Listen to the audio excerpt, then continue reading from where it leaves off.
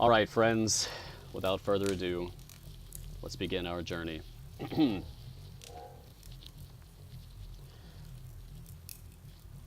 Welcome, one and all.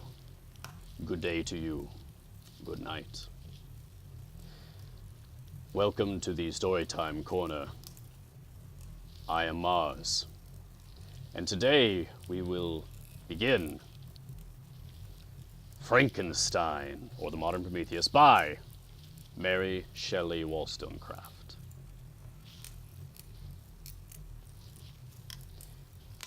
And unlike what I did with Adventures of Sherlock Holmes, for this, our second text, I think I would like to read some of the preface and such. There are a few things here. So this is, this specific text is published by Barnes & Noble Books. Frankenstein was first published anonymously in 1818. This text follows Mary Shelley's revised edition of 1831. Nice relaxing music with a side of terror. Yes.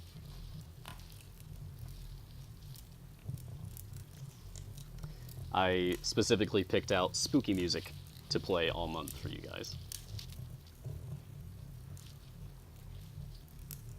This book here was printed in 2003.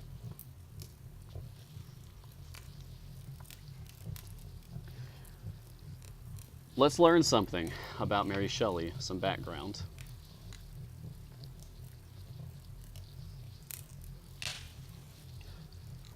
Though her life was fraught with personal tragedy, Mary Shelley was destined for literary greatness. Mary Wollstonecraft Godwin was born on August 30th, 1797, to radically thinking parents, William Godwin, anarchist, philosopher, and author of the novel The Adventures of Caleb Williams, 1794, and Mary Wollstonecraft, a well-known proto-feminist who wrote A Vindication of the Rights of Woman. Mary Wollstonecraft died from complications of childbirth 11 days after her daughter was born. At age 16, Mary eloped to France with the romantic poet Percy Bysshe Shelley. No idea if I pronounced that correctly. Percy Shelley, for which Mary's father temporarily disowned her. In 1816, Percy Shelley's first wife, Harriet, whom he had abandoned for Mary, drowned herself in the Serpentine River. Mary and Percy married days after Harriet's body, pregnant with Shelley's unborn child, was discovered. The Shelleys moved to the shores of Lake Geneva, and there formed a literary circle that included George Cordon, Lord Byron.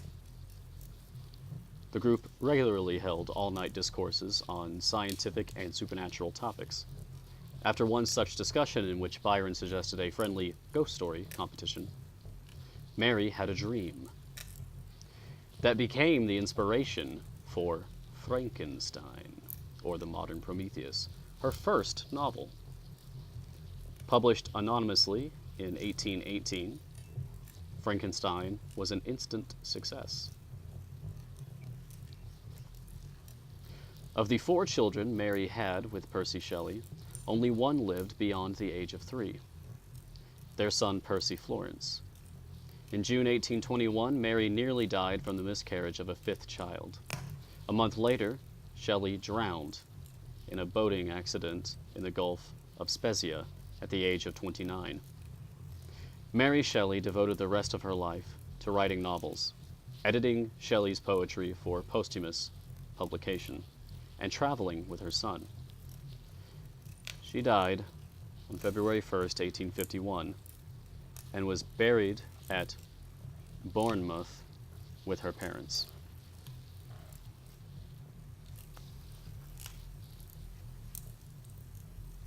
Following this is a detailed timeline of all the things that happened between the years 1765 and 1997 that had anything at all to do with Mary Shelley and Frankenstein. I'm gonna skip that bit. It's a bit too dry. Turn down this fire. Remember, if you want a link to the video that we're using for ambiance on the background monitor, just type the command !ambiance, and Gutenbot will let you know.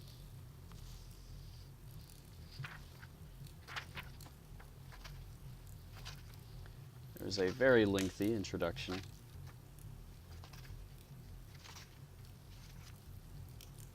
That would probably take half an hour to get through.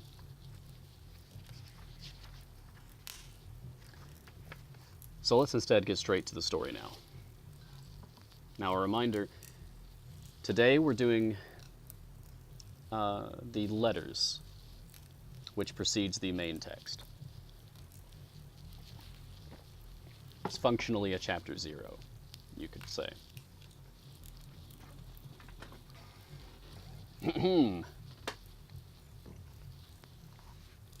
Frankenstein. Did I request thee, maker, from my clay, to mold me, man? Did I solicit thee from darkness to promote me from paradise lost? Dedicated to William Godwin, author of Political Justice, Caleb Williams, etc. These volumes are respectfully inscribed by the author. Now, although I skipped past the more lengthy publisher's introduction, Mary Shelley herself wrote an author's introduction to Frankenstein for this revised edition. So, let us peer into the mind of Mary Shelley and see what she has to say.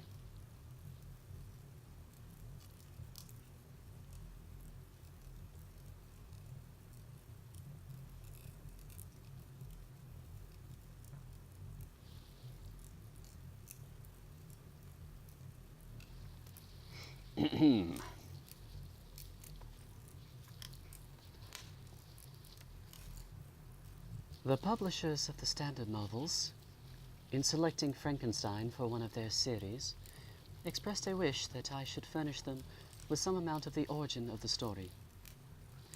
I am the more willing to comply, because I shall thus give a general answer to the question so very frequently asked me, how I, then a young girl, came to think of and to dilate upon so very hideous an idea.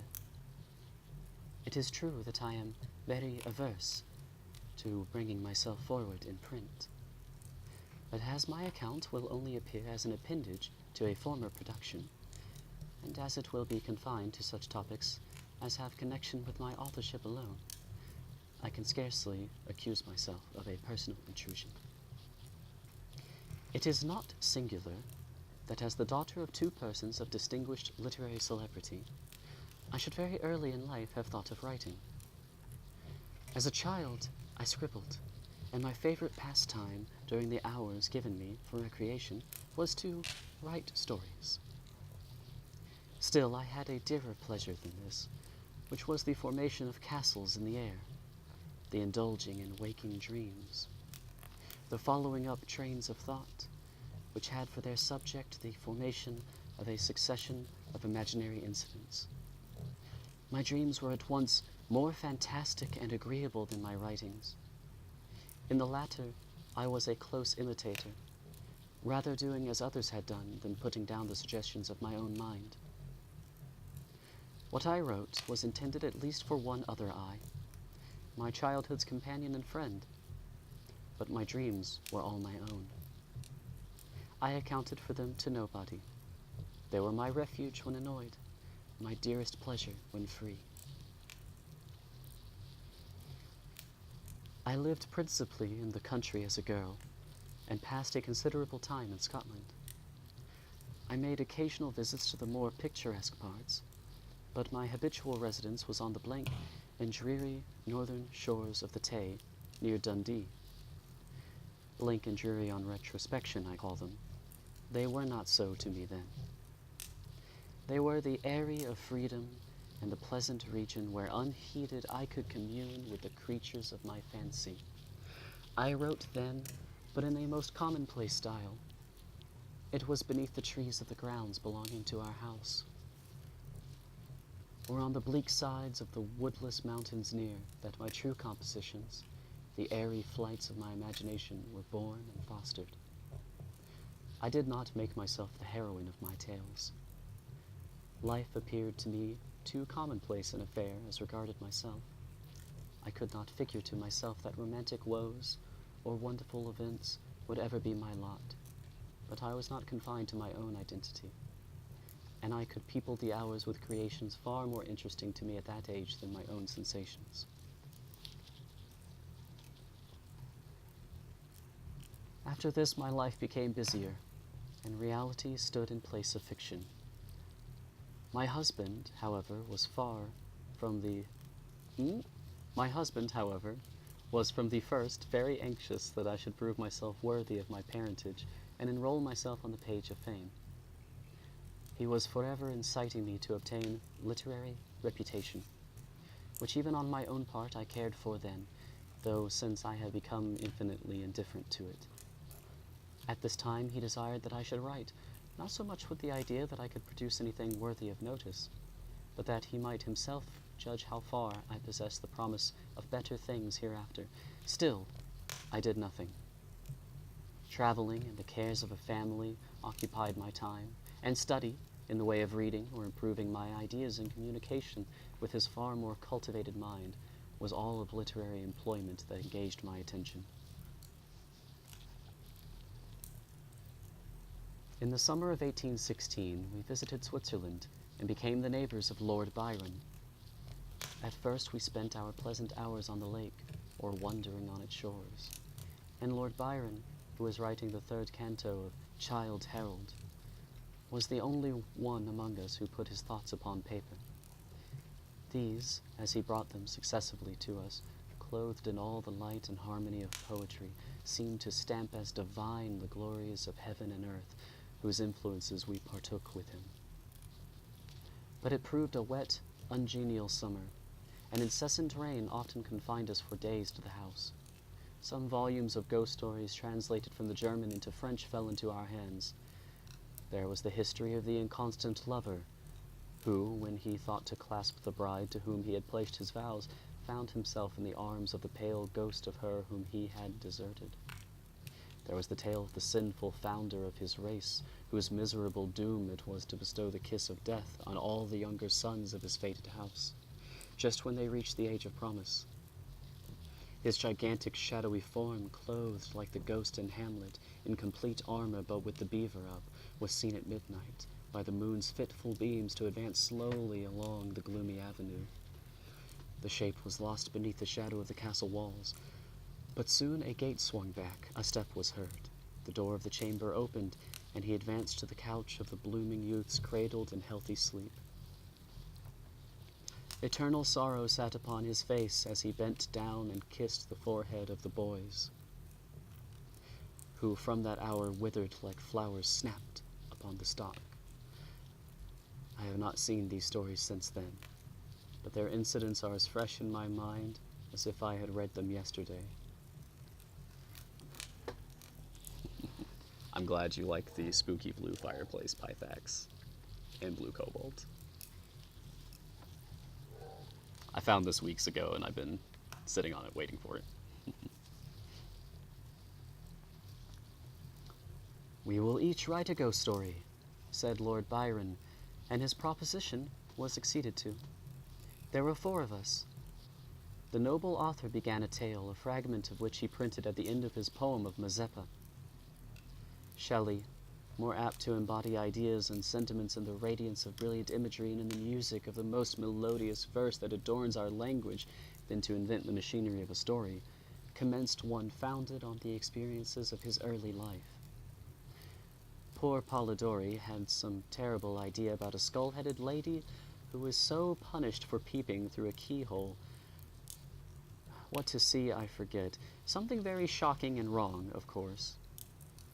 But when she was reduced to a worse condition than the renowned Tom of Coventry, he did not know what to do with her, and was obliged to dispatch her to the tomb of the Capulets, the only place for which she was fitted.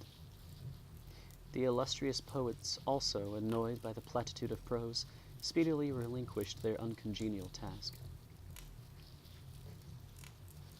I busied myself to think of a story to rival those which had excited us to this task, one which would speak to the mysterious fears of our nature and awaken thrilling horror, one to make the reader dread to look round, to curdle the blood and quicken the beatings of the heart. If I did not accomplish these things, my ghost story would be unworthy of its name. I thought and pondered vainly. I felt that blank incapability of invention which is the greatest misery of authorship, when dull nothing replies to our anxious invocations. "Have you thought of a story?" I was asked each morning. And each morning I was forced to reply with a mortifying negative. Everything must have a beginning, to speak in Sanchian phrase, and that beginning must be linked to something that went before. The Hindus give the world an elephant to support it, but they make the elephant stand upon a tortoise. Invention, it must be humbly admitted, does not consist in creating out of void, but out of chaos. The materials must, in the first place, be afforded. I think Holmes would say, "I cannot make bricks without clay." He said that a few times.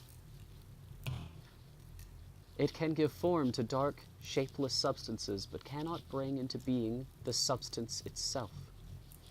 In all matters of discovery and invention, even of those that appertain to the imagination, we are continually reminded of the story of Columbus and his egg. Invention consists in the capacity of seizing on the capabilities of a subject and in the power of molding and fashioning ideas suggested by it.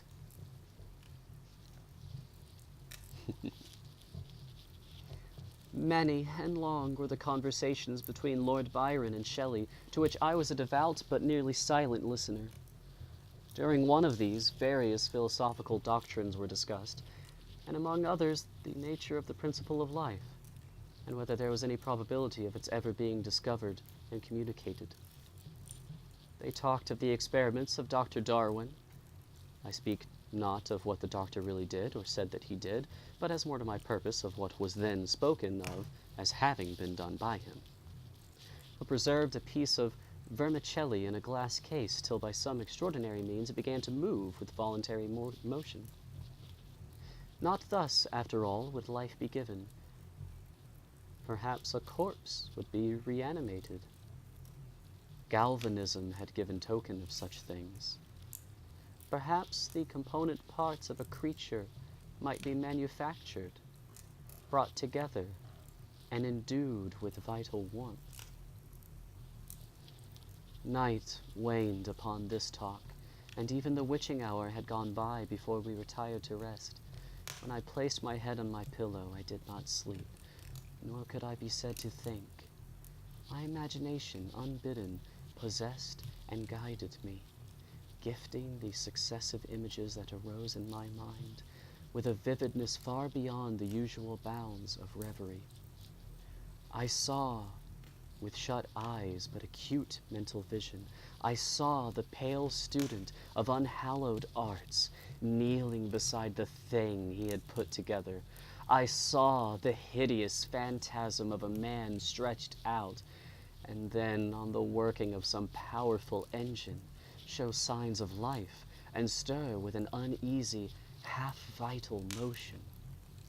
Frightful must it be, for supremely frightful would be the effect of any human endeavor to mock the stupendous mechanism of the Creator of the world. His success would terrify the artist. He would rush away from his odious handiwork horror-stricken. He would hope that, left to itself, the slight spark of life which he had communicated would fade, that this thing which had received such imperfect imagination, such imperfect animation, would subside into dead matter, and he might sleep in the belief that the silence of the grave would quench forever the transient existence of the hideous corpse which he had looked upon as the cradle of life. He sleeps, but he is awakened.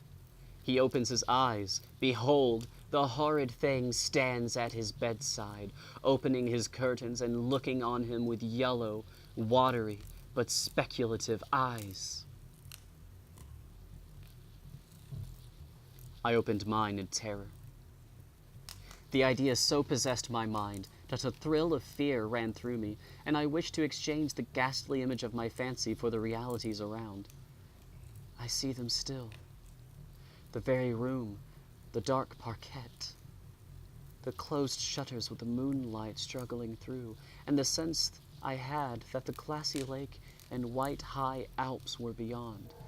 I could not so easily get rid of my hideous phantom. Still it haunted me. I must try to think of something else. I recurred to my ghost story, my tiresome, unlucky ghost story. Oh, if I could only contrive one which would frighten my reader as I myself had been frightened that night. Swift as light and as cheering was the idea that broke in upon me. I have found it. What terrified me will terrify others. And I need only describe the specter which had haunted my midnight pillow. On the morrow I announced that I had thought of a story.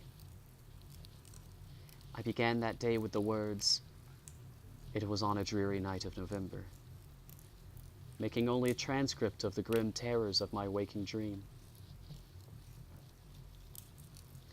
At first I thought but of a few pages, of a short tale, but Shelley urged me to develop the idea at greater length. I certainly did not owe the suggestion of one incident, nor scarcely of one train of feeling, to my husband. And yet, but for his incitement, it would never have taken the form in which it was presented to the world. From this declaration, I must accept the preface. As far as I can recollect, it was entirely written by him. And now, once again, I bid my hideous progeny go forth and prosper. I have an affection for it was the offspring of happy days, when death and grief were but words which found no true echo in my heart. Its several pages speak of many a walk, many a drive, and many a conversation, when I was not alone, and my companion was one who, in this world, I shall never see more. But this is for myself. My readers have nothing to do with these associations. I will add but one word as to the alterations I have made. They are principally those of style. I have changed no portion of the story, nor introduced any new ideas or circumstances. I have mended the language where it was so bald as to interfere with the interest of the narrative. And these changes occur almost exclusively in the beginning of the first volume. Throughout, they are entirely confined to such parts as are mere adjuncts to the story, leaving the core and substance of it untouched. Mary Shelley, London, October 15th, 1831.